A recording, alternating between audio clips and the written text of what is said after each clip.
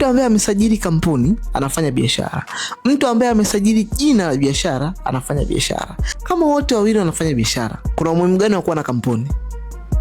So, haya ndo majibu yake. Kuna vitu vikubwa vitatu vinavyotofautisha kati ya kampuni na jina la biashara. Vitu vingine vyote viko sawa. Jambo la kwanza ni issue ya liability. Ukisajili jina la biashara, yanayoendelea kwenye maisha yako binafsi na yanayoendelea kwenye jina lako la biashara hakuna utofauti. Kuna maanisha nini? Ukikolapsi kwenye biashara, kwa mfano una madeni, unasema unatakiwa deliver, hujadeliver na umeshachukua hela ya mtu, huyo mtu anaweza kuchukulia hatua za kisheria wewe pamoja na mali zako binafsi. Kwa mfano mtu anakudai milioni 10, anataka akakuchukulia hatua za kisheria, ukanyang'anya hadi gari yako, sehemu unapokaa, ili tu ulipe deni la watu. Hii ndio inamaanisha kwamba hakuna utofauti kati ya maisha yako binafsi na biashara zako. Na kama unavyojua kwenye biashara kuna ups and down. So kwenye jina la biashara hakuna utofauti hiyo. Kwenye kampuni kuna kitu kinaitwa limited liability protection. Hii ni kama upendeleo unaopatikana kwenye kampuni, kwamba ukisajili kampuni kuna utofauti wa kisheria ambao unakuprotect na kutofautisha kati ya mmiliki wa biashara na biashara yake. Ikitokea kwenye biashara kuna ups and down, havijakaa sawa, huyu mtu hawezi kuja kumshitaki huyu mmiliki wa kampuni na kumchukulia hatua kwenye mali zake binafsi. Mahakamani kuna hii advantage ya limited liability protection. Huwezi kutoka huku kwenye kampuni ugomvi wenu ukahamishia kwenye maisha yake binafsi. Kwenye kampuni inaweka clear demarcation, utofauti kati ya mali za binafsi na mali za kampuni. Kwa hiyo hata mkigombana naye kwenye kampuni vitaishia kwenye kampuni. Ukigombana naye kwenye maisha yake binafsi, hautoweza kupata access ya kisheria kugusa kampuni yake. Kwa hiyo hivyo watu huwa wanatumia kampuni kwa ajili ya kuweza kuhakikisha wanakuwa na usalama na ulinzi kwenye biashara zao, kwa sababu biashara zina involve watu wengi. Maisha yako binafsi yakiwa yana affect biashara yako, kuna watu wengi at stake unaweka kwenye riski usipokuwa na kampuni. Ndio maana kwenye hii point ya liability, kampuni inakuwa ni chaguo bora zaidi kwenye biashara yako. Namba 2, kwenye issue ya kodi. Kwenye issue ya kodi ipo hivi. Kwenye jina la biashara, jambo la kwanza, mtu anayekufanyia assessment ya kodi yako lazima uende kwenye kituo cha karibu cha TRA. Atakufanyia assessment afisa wa TRA kutokana na maswali atakayokuuliza na data atakazokuomba pale kuhusu biashara yako. Hatima yako iko mikononi mwa afisa wa TRA.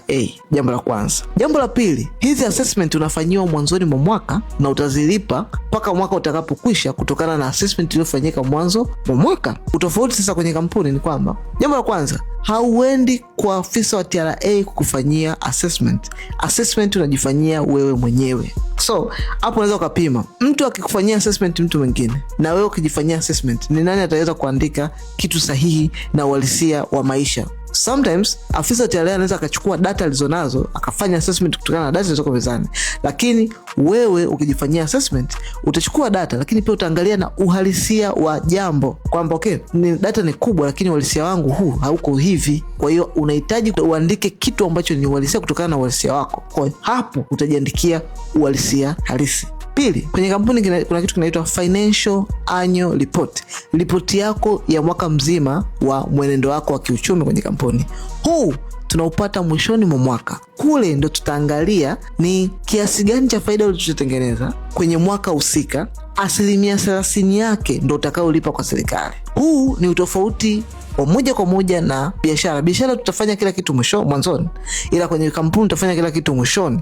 Kwa hiyo unapata nafuu kufanya kwanza kwa cooperate hapa katikati biashara yako, then mwishoni ndio utakuja kuconclude okay, baada ya kufanya haya yote na vurugu katikati hapa mwaka Januari, Februari na kila kitu mpaka umefika Disemba, je, umetengeneza faida? Kama umetengeneza faida, then tutaangalia faida yetu 30% ndio ya kwetu. Kama hujatengeneza faida huo mwaka, hola. Hiyo ndio faida ya kuwa na kampuni. Lakini kwenye biashara ni tofauti. Hapa ndio maana watu wanaofanya project kubwa na biashara kubwa wana opti kuwa na kampuni, sio kwa fashion, kwa ajili ya swala la kodi. Issue ya tatu ambayo inatofautisha kati ya jina la biashara na kampuni ni issue ya uendeshaji. Issue ya uendeshaji hivi. Kwenye jina la biashara, kwa sababu jina la biashara inakupa nafasi ya kuanzia ukiwa mmoja as individual, ni rahisi kuendesha ukiwa mmoja. jina la biashara. Moja. Pili, kwenye jina la biashara ni ngumu sana kumeneji watu wanaofanya nao biashara, kwa sababu mikataba mtakaokuwa mnaingilia nayo, asipoivunja ila akafanya kitu ambacho kiko nje ya interest zako wewe mwenye biashara, huyu mtu ni ngumu kumchukulia hatua kwenye jina la biashara. Kwa mfano, kwenye mkataba wenu mmekubaliana atafanya mauzo kutokana na maelekezo utakayompa.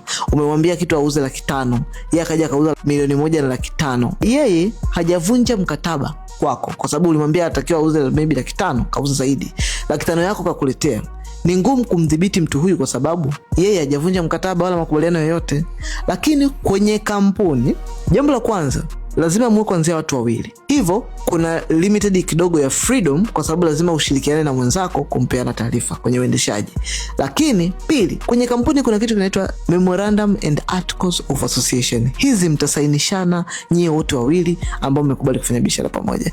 Na kingine, advantage ni kwamba huko kwenye Memorandum and Articles of Association kuna policy, kuna uendeshaji, kuna kila kitu.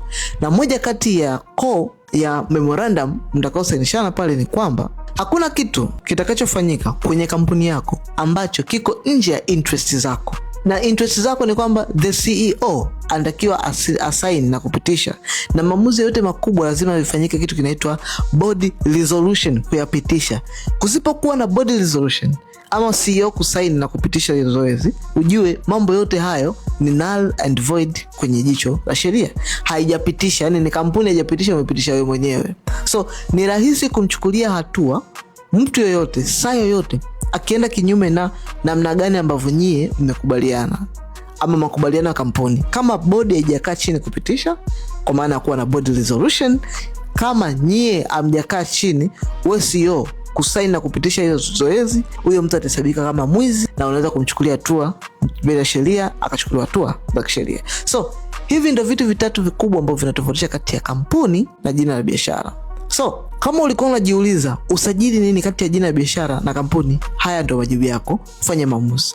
Lakini usinipigie simu endapo hauna kitu kimoja kati ya hivi viwili. Cha kwanza, kama tayari una biashara, uwe unaingiza at least 5,000,000 kwa mwezi, au kama ndio unataka kuanza biashara, at least uwe na mtaji kuanzia 5,000,000 kuendelea, nipigie simu na kusaidia kusajili kampuni yako. Ama comment neno usajili, then nitakufikia na kukusaidia, kwanza kuangalia una qualify kusajili kampuni ama jina la biashara, pili kukusaidia kusajili kampuni yako. Tukutane kwenye comments.